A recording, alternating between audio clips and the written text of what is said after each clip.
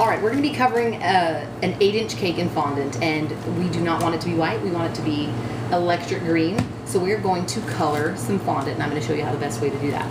So to cover an 8-inch cake with fondant, you need about 1.5 pounds, and that's enough to cover it, plus having some left over, because that's kind of the nature of fondant. I've been doing this for a really long time, so I don't really need to weigh it. I just know that that is approximately 1.5 pounds, and that's going to be enough to cover an 8-inch cake. But if you have a scale, please feel free to weigh your fondant, because oftentimes you just think you need way more than you need, and you'll end up with a ton of electric green fondant that who knows when you'll ever use it again. So, if all else fails, weigh your fondant and then you'll be good. All right, so when you want to color fondant, you want to keep it comes in a really nice form.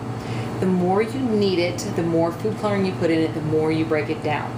So you want to, if you want a really bold color, you need to put as much food coloring in it as possible in the beginning and knead it one time and one time only. If you need to put more, you can knead it again, but the more you knead it, the more it'll break down your fondant and the harder it is to work with at that point. Because just putting a lot of food coloring in it alone will break it down, and then the more you knead it, it'll break it down even more. So we want this to be really, really green. We want it to be really bright green. So we are going to add a lot. So if you get your fondant and you make a little dish in the middle of it, take your lime green fondant, or your lime green gel color paste. You want gel. My favorite is a MAH00011. That's just my personal preference. There are other brands out there too, but this one is just my favorite. And we're going to put, if it's just going to be really green, you don't really need to count your drops. Just put, you're going to need a fair amount if you want it to be really green. If you want really light colors, you can just use 1 drop, 2 drops. But if you want a bold color, you need to use a fair amount. All right, well, we don't want to get green everywhere, so we're going to use our little gloves. And I like these little cheap gloves. They're like food service gloves, just because they're cheap. And if they get too green, I'll throw them away and get a new set. So some people, like some of my employees, they like to use the more sturdy gloves, but they're also very sticky. These gloves don't let the fondant stick. Well, I don't want this green all over my table if at all possible, so I want to keep it inside of the fondant. So we're going to kind of fold it into the middle. We're going to try to be as careful with it as possible. When you have this much food coloring, it's almost impossible to have it not come out of the cracks of your fondant before you're said and done. You're going to get green on your gloves. But you can minimize the mess by watching where the green is coming out and keep trying to fold it back into the middle of your ball of fondant. Okay, so see here, we put a lot in there.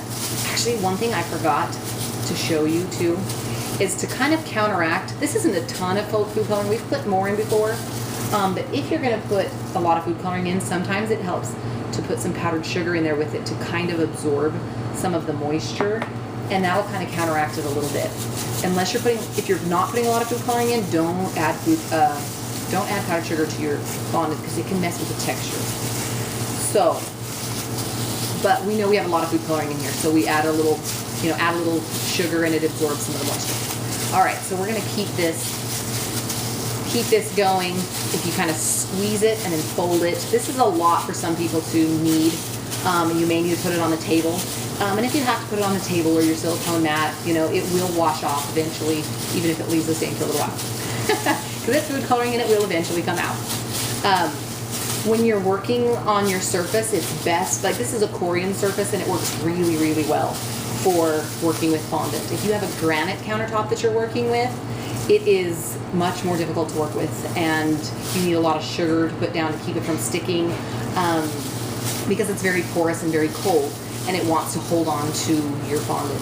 If you're working with like a Formica countertop or a laminate countertop, you don't need as much sugar. It doesn't really want to stick to it, but it can stain it too as well. But it will eventually come out if it does stain it. If you have a granite or a natural stone countertop, your best bet is to use a silicone mat, and that'll keep it from sticking. So anyway, so we're just going to knead this up. Now that we've got the majority of the gooey stuff all mixed in, we can put it down on the table. And the best way to knead your fondant is to fold it in half away from you and push away from you. Turn it, fold away from you, and push away from you.